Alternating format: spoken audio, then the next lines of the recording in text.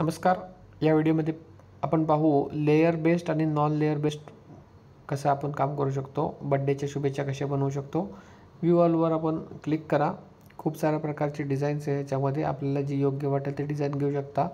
मला ही डिझाईन चांगली वाटली तर मी ही डिझाईन घेतो. फोटोवर क्लिक करतो. फोटोवर क्लिक करून मला जे फोटो घ्यायचा आहे तो फोटो मी घेऊ शकतो. ओके करू शकतो. इथं रिमूव्ह बॅकग्राऊंड घेऊ शकतो.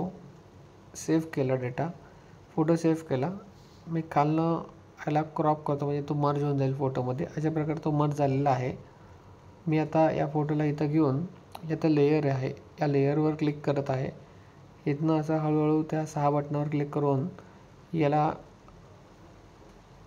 मी चेक करतो की कुठं तो नीट दिसेल. इथं नीट बसलेला आहे. लेयर छान दिसत आहे, पण मला हे नाही आवडलं तर हे मी डिलीट करू शकतो.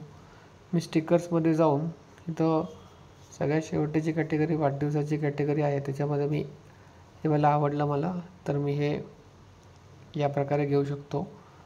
त्याचबरोबर स्टिकर्समध्ये यांचं नाव, यांना काही पेट नेम वगैरे आहे. तात्या, भाऊ, दादासाहेब, बरोबर, अण्णा. तर यांना सपोज अण्णा नाव असेल तर अण्णा आपल्याला वाढदिवसाच्या शुभेच्छा. तर एकदम सिंपल पद्धतीने होऊ शकतं.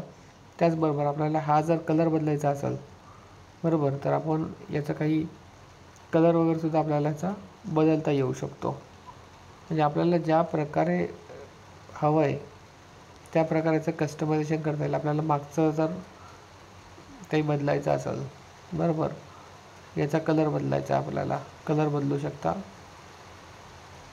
कुठल्याही प्रकारचा असा वेगळा कलर घेऊ शकतो आपण. पुन्हा आपण आपल्याला जो हवा आहे अंडू पण करू शकता आपण. इथं अंडूचं बटन आहे, तर अंडू पण क्लिक करू शकता.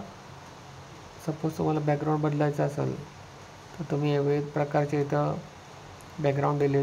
प्लेन बॅकग्राऊंड घ्यायचा असेल तर प्लेन बॅकग्राऊंड घेऊ शकता. इथं बड्डेचे विविध प्रकारचे टेम्पलेट दिलेले आहेत. त्या टेम्पलेटमधून आपण टेम्पलेट सिलेक्ट करू शकता.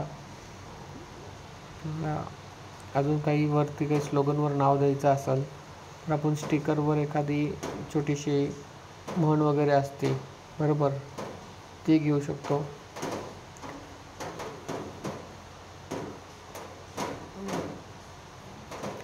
आपल्याला जसं आवडेल तसं आपण त्याला कलर करू शकतो.